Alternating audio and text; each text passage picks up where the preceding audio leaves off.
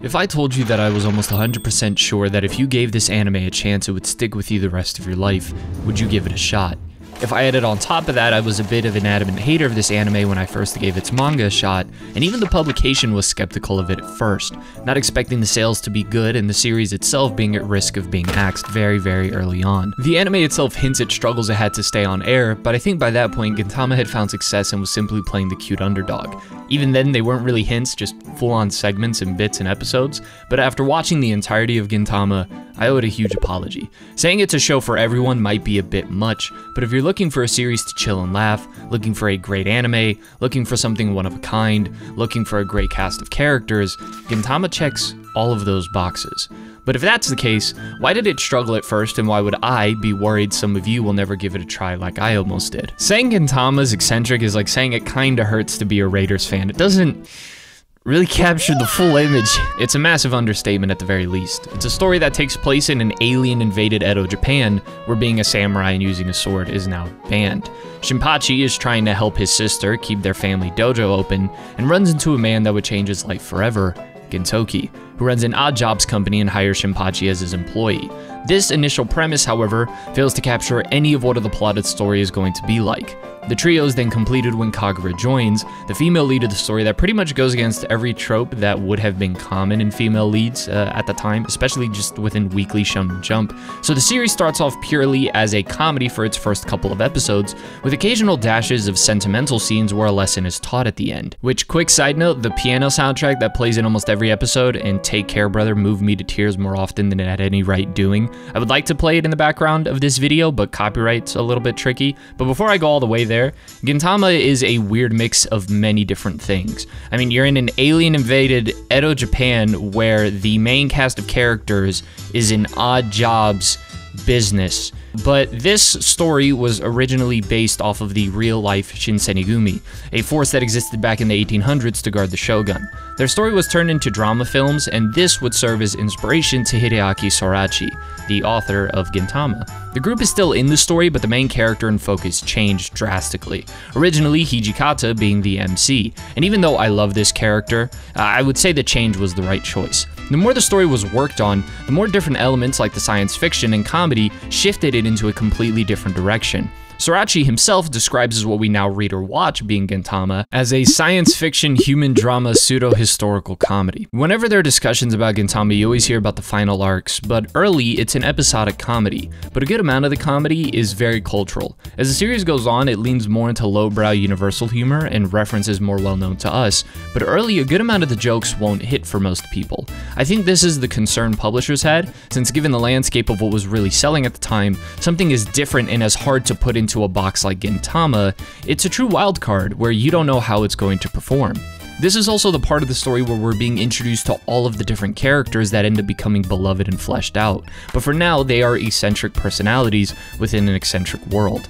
These weird quirks, however, that the characters have, allow them to be very memorable so that the story can jump to something else. Whether it's the chief of police Kondo being a stalker, Hijikata being a freak for mayonnaise, Shinpachi being a mega fan for an idol, all of the characters are given an ongoing gag that is being established. So there are a lot of reasons I wouldn't suggest skipping the early segments of Gintama, but it's because the quick punchlines later on won't make any sense, and the character interactions will completely fly over your head. The running gags become distractions instead of pleasant additions when the anime then delves into more long, serious plots. So it's very essential to still watch all of this. Plus, I think a lot of the episodes early on are still very funny, like Katsura being a terrorist with bombs, but he still needs to avoid the Shinsenigumi, who are the police force of the story, and then his connection to Gintoki. It's a mix of the comedy actually having important introduction and information with the characters. I'm sure FC Barcelona fans, however, will love Katsura and relate to him a lot because he's also a cuckold. A la Madrid. So yeah, if you were ever even thinking of skipping it, you'll miss the build-up of very important story elements that take place within the first season amidst all the humor and parody. It might be difficult for things to stick with you in the first episode since it will jump around a good bit, but it's nothing complicated, so you'll be able to keep up easily, and it's getting the stage set for what would be an all-time performance. Outside of what some might consider a slow start, full of character intros and a lot of niche humor, what else would stop someone or even you from giving it a try? This might be an unpopular thing to say, but I'm aware that watching a 300 episode episode plus anime with movies is a time-consuming task for people with what we call a fucking life, and probably the reason many who haven't watched it plan to keep it that way, especially for those who don't talk about anime for a living, so everyone but like 8 people watching this. I did a rough estimate of how much time it would take to watch all of Gintama, and it was around 122 hours. To save time so I could do other things and work on other things, I watched it at 1.25, especially the early parts, which personally allowed some scenes that drag as anime did back then tend to feel better, while not affecting the pace to the point where it feels unnatural or jeopardizing the information that I'm taking in, or really the timing of the jokes. I still thoroughly enjoyed what I watched, which is what matters. Which, by the way, Gintama even makes some brilliant fourth wall jokes about the production of the anime, with an episode about how it's done, the director being bad at his job constantly is a joke, and as well as episodes dedicated to being a manga editor, and presents the author of Gintama as a poo-flinging gorilla. When it came to the time I approximately saved, instead of 122 hours, it was only 97 hours. So I saved 25 hours by just ever so slightly speeding it up. If you think that watching an anime at a slightly faster pace is a cardinal sin, then you don't have to do it. But for those that want to save a good amount of time without just skimming through it, there you have it. It is very difficult to compare Gintama to anything else, but if I had to in order to paint a picture of what it feels like, its inspiration Rurouni Kenshin, but instead the main character's comedic elements are turned up to 100. It still has the similarities though of the layers being peeled back into the character's backstory, and the things that haunt his past slowly coming back to threaten the people he currently cares about. So the Kenshin inspiration can be felt with how this story goes about Gintoki. A main character we know has more to his past that is kept a mystery, as the more friendly aspects of his character is what makes us like him for the time being.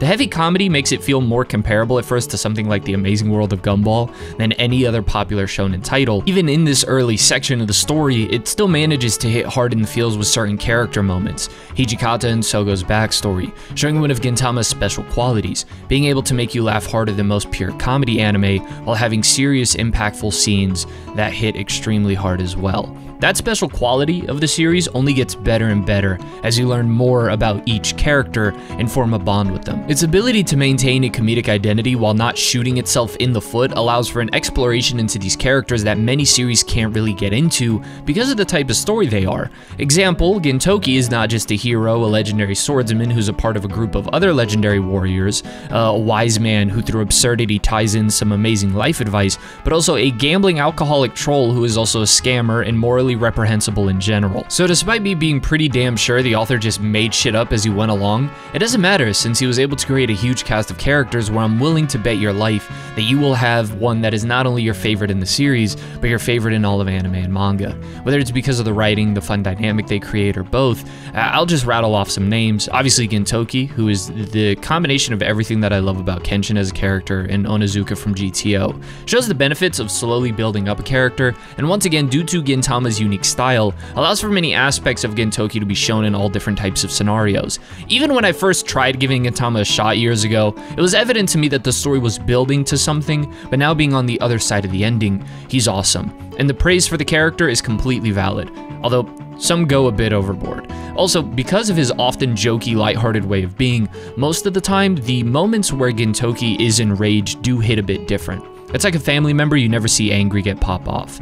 Hijikata's right up there, serving as a good contrast to Gintoki's style of life. The episode where they swap bodies is a great example, but Hijikata also has my favorite backstory out of all the characters outside of Gintoki. Kagura also ended up being so well done once you learn more about her and her family and how she needs to grow. So she actually has a compelling storyline and isn't just a subversion of what's considered the typical female shonen lead. Kamui is also one of my favorites for reasons that are none of your concern. Sogo, Kondo, pretty much everyone in the Shinsenigumi, Zenzo and the Shogun were also two characters I did not expect to like that much, and of course Takasugi, which for a while I thought was really good, but I didn't quite understand the hype until I finished the series, and yeah, I see the hype now. But the goat of the entire show is, of course, Hasegawa. I eventually want to do videos dedicated to these characters because they deserve it, but there's only so much I can say when trying to appease people who have seen it while selling it for people who haven't. Hence why there's one character I won't talk about for now, but that I also thought was really good for the most part. Whatever praise One Piece or any other series gets for bringing back characters and expanding on them in ways that make them feel utilized to their fullest potential, I would argue none of them really come close to Gintama. Although not every series is structured in a way with the purpose of bringing characters and tying them back in, and instead having them serve a purpose in a specific arc, and that's perfectly fine. But if you feel a little tired of series doing characters dirty for the hell of it, or not having characters live up to their fullest potential, you don't have to worry about that here. Season 1 and 2 are both good, fun, with some hard-hitting moments that will stick with me, but for the most part is once again relaxed setup. But then Season 3 hits.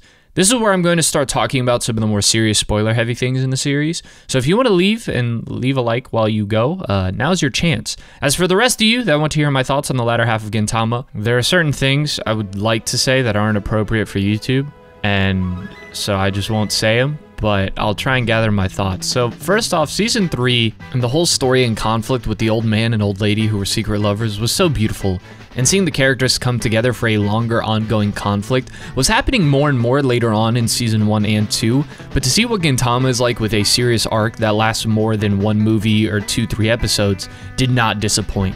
It maintained its comedic identity, but never compromised those hard-hitting emotional scenes, which is the overall sentiment for what happens next. But I was already falling in love with the characters, but now I was given reasons to fall in love with the actual story. It gave an antagonist that was relatively generic, but did the job perfectly by making him a detestable piece of shit, and that's all this arc really needed. Nothing too complicated on that part. And there's nothing wrong with that. I think if simplicity serves in the purpose of the story being able to communicate a message clear and allow for the emotional aspects of it to really stick with you more, then that's all for the better. Seriously, this, oh my goodness, I loved it. However, the turning point for the series, when it never really looks back at all, entering the Shogun assassination arc. When y'all said this was one of the best arcs ever, I wanted to give it a fair chance, but I was wondering how Gintama would go from what you see in its first half to that, and the way this story ties in so many different storylines together in this grand tragic conflict was perfect. I have no complaints about this arc at all, and it shows that sometimes the best thing for a story is to be patient and place all the right things in the right place. A lot was on the line in the last arc with the position of the Shogun and the powers that control the region, but in Shogun Assassination, there is a legit threat to the life of the Shogun, and the conflicts that present themselves feel a lot more personal to the characters we've been following this entire time. I wouldn't say you could really binge the early parts of Gintama, but this part of Gintama is the easiest to binge along with Season 3, since each episode is heavy and carries momentum into the next with some really good action. Top-notch shit. There are a lot of very memorable moments in this arc, but the most would have to be the fight between Gintoki and Takasugi, and then the ending of the arc, which was just mwah, chef's kiss. You would be lying if you said you expected the Shogun and Tidy Whities was going to have your heartstrings clenched in agony. It gave the feeling that what happens actually has weight, as they are getting involved with the large forces at play that have changed their world. More of Gintoki's past resurfacing to affect what is happening now. There are strong character moments in this arc, but for some of the characters, they already had their defining backstory and moments that made me invested in who they are. Their motivation or moral code was handled way earlier, allowing what goes on here to be a great pace without having to slow down too much and explain why we should care about everyone involved in this. I think Season 1 is a lot better than talked about, but even if I thought Season 1 and 2 were bad, Season 3 and everything after is 100% going through it. Things are made personal every time Gintoki and Takasugi interact, but I was wondering in what way would the greater threat mean to Gintoki beyond just threatening what he cares about. In particular, how the payoff was going to work with his backstory in full, and how that was going to resurface given that Gintoki seems to have mostly moved on from all of this and is trying to live in the present, even though he still carries this sorrow in his eyes. Now, if you didn't leave after the first spoiler warning, this is when I'm going to get into the final stuff of Gintama, so leave now. Alright, now none of you can get mad at me. Okay, this is when it's revealed that the one behind the shenanigans is Gintoki's master, Shoyo. But how could that be, as it's always shown that Gintoki's master is a kind, loving individual? How could he be capable of this? Especially one who should be dead as the fuck, since Gintoki was given the choice to kill him or let his friends die, and he had to make the hard choice. Shoyo is revealed to be an immortal and split personality, which made sense and was honestly the best way to explain this twist, the original personality being Utsuro the entire time. It's given good justification once the backstory is explained. My only preference would have been to see all of those things in real time, but the retelling did a good job of making Utsuro's desire to wipe out the world be understandable. The hate that drives the character and his split personality being Shoyo allows for layers in this dynamic instead of a generic I hate the world, I want to make it go boom. Instead, it ties together the antagonist group working behind the scenes, ends up adding a lot to Oboro's character, somebody who's been a perpetual thorn in the side of the story, Gintoki and Takasugi, while expanding on the energy source that made Utsuro immortal. This final stretch of Gintama lasts for a bit, with even the protagonist side suffering a big defeat they have to recover from. It's funny to me how a series that doesn't take itself seriously seems to understand the concept of loss really well. So many great moments. I did not ever expect to feel sentimental for Oboro given the thorn in the side. Like I said, he was all series long, but there you have it. By this point, Gintama is more of an action shonen with some comedy, and the action is great. Though again, it's not a bait and switch. Gintama is still Gintama with its comedic identity throughout all of this, but I was wondering how I would feel about the conclusion of the series. In what way was it going to bring all of the major storylines to a satisfying conclusion? I can say with confidence, Gintama has one of the best endings ever, especially the fight that took place during the last movie. Dude, because look, previous stuff was handled, but how was everything with Gintoki and Takasugi and Utsuro all handled in a way that didn't make it feel like the series landed on its ankle?